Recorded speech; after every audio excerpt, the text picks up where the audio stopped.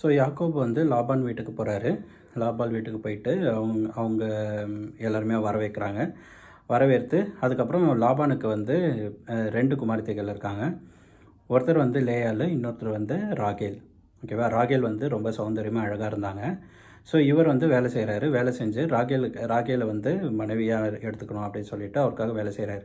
So அப்போ லாபான் என்ன சொல்கிறார், எனக்கு 7 வருஷம் வேலை செய்யி, நான் வந்து மகளை வந்து உனக்கு திருமணம் பண்ணி வைக்கிறேன் அப்படின்னு சொல்கிறாரு. அதுக்காக வேலை செய்கிறாரு. ஸோ அந்த டைமில் என்ன பண்ணுறாரு, இவர் லாபான் என்ன பண்ணுறாரு, ராகேலுக்கு பதில் லேயால வந்து அவருக்கு மனைவியாக கொடுத்துட்றாரு.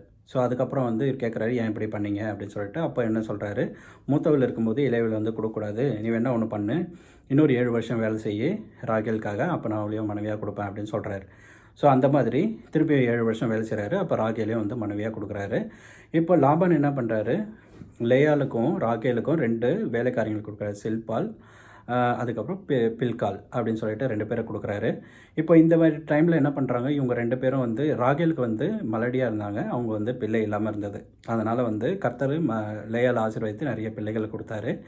ஸோ இப்போ என்ன ஆகுது, இந்த கான்வர்சேஷன் நடுவில் வந்து இவங்க 2 பேரையுமே வந்து 2 வேலைக்காரிகளையும் வந்து இவங்க 2 பேரையும் கொடுத்துருந்தாங்க. இவங்க 2 பேரையும் வந்து அவருக்கு மனைவியாக கொடுத்துட்றாங்க. ஸோ ஒரு டைமில் கொடுத்துட்றாங்க. ஸோ 4 பேர் இருக்காங்க. அவங்க வந்து அவங்களையும் வந்து இந்த மாதிரி பண்ண ஒரு குழந்தைகள் வந்து பிறந்துகிட்டே இருக்குது. ஸோ ராகேலுக்கு வந்து அதுக்கப்புறம் ராகேலோட இதை வந்து கர்த்தர் நினைத்திருந்தார். அதுக்கப்புறம் ராகேலுக்கு வந்து ஒரு குமாரன் வந்து பிறந்தாங்க. அவர் வந்து யோசேப்பு. அவர் வந்து யோசேப்புன்னு பேர் வச்சாங்க. ஸோ இந்த மாதிரி அவருக்கு யாக்கோபுக்கு வந்து ஃபஸ்ட்டு இந்த மாதிரி நிறைய பேர் பிறக்கிறாங்க. ஃபஸ்ட்டு பிறந்தவர் வந்து ரூபனு. அந்த மாதிரி ரூபன், லேவி, யூதா, அந்த மாதிரி எல்லாம் வந்து 11 பேர் வந்து பிறக்கிறாங்க. ஸோ இந்த மாதிரி இருக்கும்போது அதுக்கப்புறம் என்ன ஆச்சுன்னா ஸோ யோசேப்பு வந்து கர்த்தருக்கு பிரியமாக இருந்தார். இப்போ இவங்க வந்து யாக்கோபோட சந்ததி பற்றி பார்த்தீங்கன்னா மொத்தம் 12 பேர், 12 குமாரர்கள் வந்து பிறந்தாங்க. அவங்களுக்கு ஒரு குமாரத்தியும் வந்து பிறந்தாங்க. ஸோ இந்த 12 பேர் தான் 12 கோத்திரமாக வந்து இஸ்ரவேல் கோத்திரத்தில் வருவாங்க.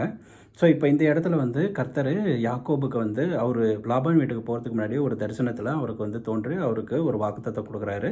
உன்னுடைய சந்ததியை வானத்து நட்சத்திரங்கள் போல பண்ணுவேன். அந்த பிளான் படி தான் இது எல்லாமே வந்து நடக்குது. அவருக்கு வந்து 12 குமாரர்கள் பிறக்கிறாங்க. 12 பேர் 12 கோத்திரம். அதில் வந்து இஸ்ரவேலில் 12 கோத்திரங்கள் அவங்க தான் வந்து வருவாங்க. ஸோ யோசேப்பு இந்த டைமில் வந்து ஒரு சில கான்வர்சேஷன் நடக்குது, ஒரு சில சம்பவங்கள் நடக்குது. அப்போ யோசேப்பு வந்து என்ன பண்ணுறாங்கன்னா, எல்லாருமே பயக்கிறாங்க. ஏன்னா வந்து அவர் வந்து சொப்பனக்காரராக இருந்தார்.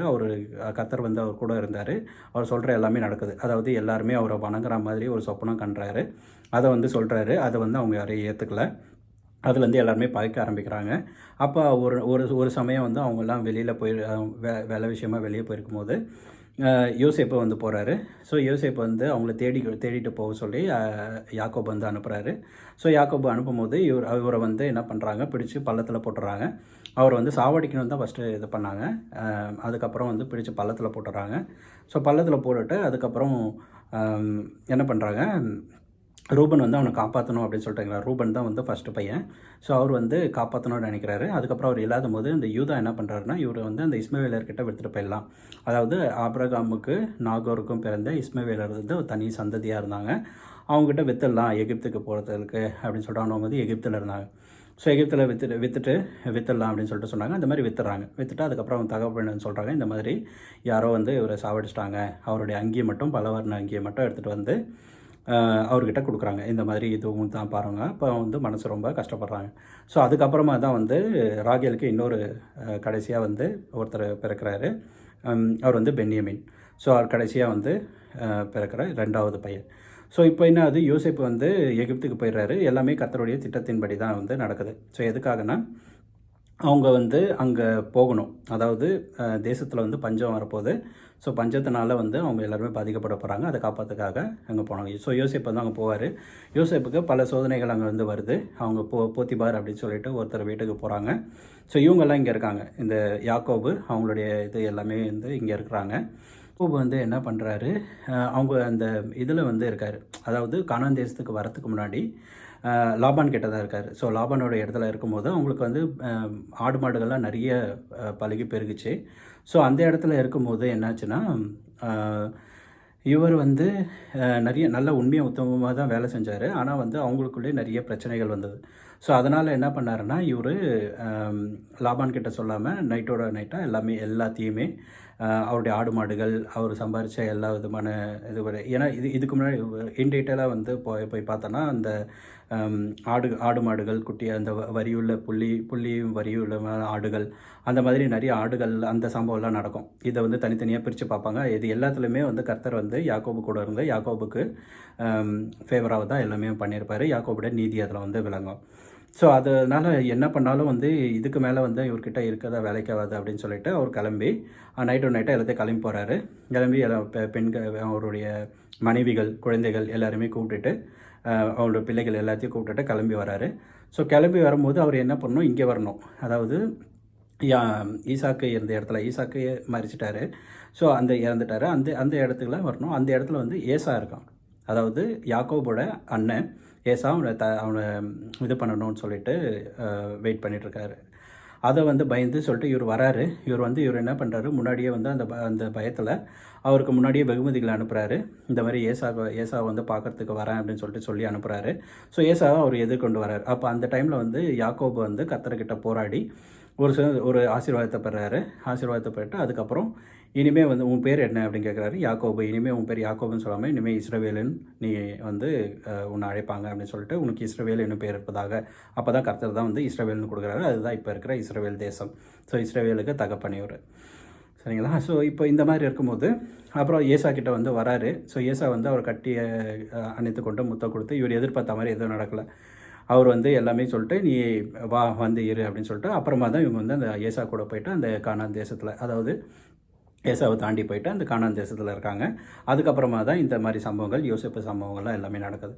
ஸோ இந்த காரணத்தில் இந்த யோசேப்பு வந்து எகிப்துக்கு போயிட்டார். ஸோ எகிப்துக்கு போனதுக்கப்புறம் அவருக்கு வந்து போத்திபார் அப்படின்னு சொல்லிட்டு ஒரு இடத்துல போகிறாங்க. அங்கேயும் அவருக்கு ஒரு சோதனை வருது. அங்கேருந்து தாண்டி சிறைச்சாலைக்கு போகிறாரு. சிறைச்சாலைக்கு போனால் பார்வோனுடைய 2 பேர் வந்து அந்த இடத்துக்கு வராங்க.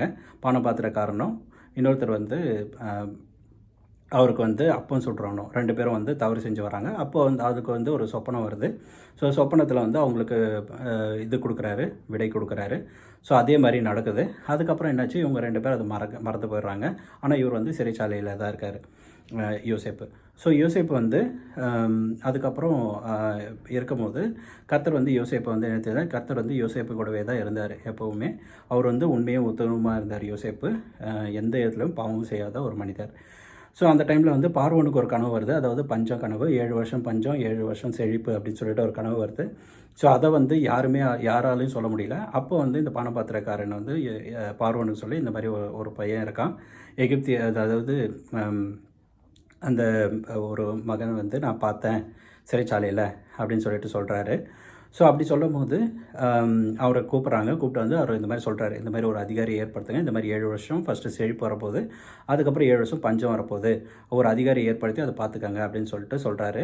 அது வந்து தேவன் வந்து உன் கூட இருக்கிறாரு, அதனால் வந்து நீயே பார்த்துக்கோ அப்படின்னு சொல்லிட்டு அவரை எகிப்துக்கு அதிகாரியாக்கி கர்த்தர் வந்து அவர் உயர்த்துறாரு. ஸோ பார்வோனுக்கு அடுத்த ஸ்தானத்தில் வந்து யோசேப்பை வந்து வைக்கிறாங்க. அது எகிப்துக்கு அதிகாரியாக வைக்கிறாங்க. ஸோ இந்த டைமில் பஞ்சம் வந்து எல்லா இடத்துலையும் வருது. அப்போ என்ன ஆகுதுன்னா, இந்த இஸ்ரவேல்லையும் வந்து அந்த கானான் தேசத்தில் பஞ்சம் வருது. ஸோ இப்போ இவங்க வந்து பார்க்கும்போது எகிப்தில் வந்து தானியம் இருக்குது. இப்போ யோசேப்பு வந்து எல்லாமே ரெடி பண்ணி வச்சுட்டாரு. 7 வருஷம் வந்து எல்லாத்தையுமே சேகரித்து வச்சுட்டாரு. அளவுக்கு அதிகமாக அந்த குடோன்னு சொல்லுவாங்க, அதில் போயிட்டு எல்லாத்தையும் சேர்த்து வச்சுட்டாரு. ஸோ எகிப்தில் மட்டும் தானியம் இருந்தது, மற்ற எந்த இடத்துலையும் தானியம் இல்லை. ஸோ இப்போ இது கேள்விப்படுறாங்க. அதனால எகிப்துக்கு வந்து போயிட்டு வாங்கிட்டு வரலாம் அப்படின்னு சொல்லிட்டு எல்லாத்தையும் எடுத்துகிட்டு வராங்க. ஸோ எடுத்து இவங்க வரும்போது யோசேப்புக்கு வந்து தெரியுது அவங்களுடைய அவங்களுடைய சகோதரர்கள் எல்லாமே வராங்க அப்படின்னு சொல்லிட்டு. அப்போ வந்து அவங்களுக்குள்ள சில கான்வர்சேஷன் நடக்குது. ஸோ இவர் வந்து நீங்கள் வந்து வேவுக்காரராக வந்திருக்கீங்க, வேவு பார்க்க வந்திருக்கீங்க அப்படின்னு சொல்லிட்டு. யோசேப்புக்கு வந்து அவங்க சகோதரர்கள் அடையாளம் தெரிஞ்சிச்சு. ஆனால் அவங்க சகோதரருக்கு யோசேப்பை அடையாளம் தெரியல.